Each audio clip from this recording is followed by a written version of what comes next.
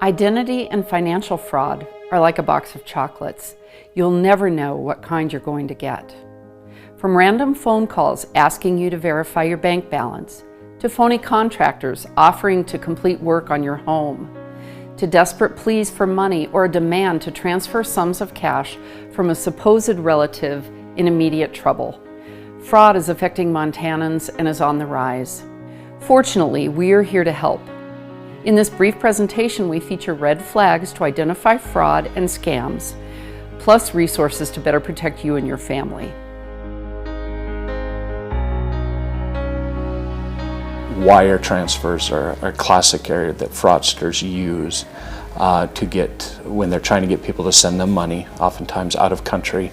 I have worked with my team as we're trying to recover fraudulent wire funds, and we've been successful at times in getting that money back, but most of the times the money's gone.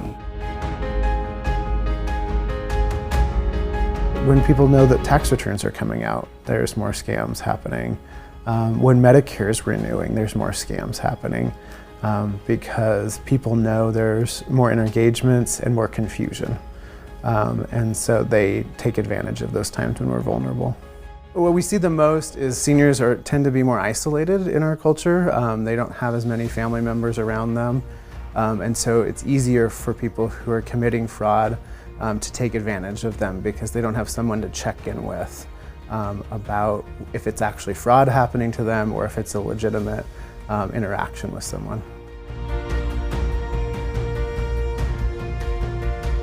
They won't even think twice sometimes about talking to somebody on the phone that they've never met. They'll strike up probably sometimes an hour-long conversation to get to know them. By the end of it, this person's coming to your house for lunch tomorrow, even though they really are living in a different country probably.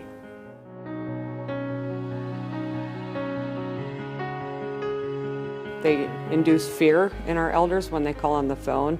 They make it urgent. They make their need to resolve an issue priority, and it the sense of urgency that they go. The other scams that generally can visit with are the sweetheart scams, where there is no urgency, but they've built a rapport, and we have individuals who they need help with their lifestyle, or they're again in a situation. Jenna can probably speak to that some. So a sweetheart scam is where the person gains their trust and is essentially the person's girlfriend or boyfriend. They're talking online through text. They never do video chats. It's only phone, text, because most of the time they're never who they say they are. So for example, one person can say they're a 30-year-old female but are actually a 65-year-old man sitting behind a computer. So they use their person's loneliness and vulnerability, and they play on that to get the person attached to them because that's where they're getting the attention that they crave. Work with the people in your life you trust, whether it's your person at the bank that you trust, if you're feeling like you're getting scammed, whether it's a family member, whether it's a trusted individual, but never feel like you're alone, because in our communities, we need you to know you're not alone. There are people who can help you. Thank you to the presenters for their time and their daily actions to help protect Montanans and their families from destructive fraud.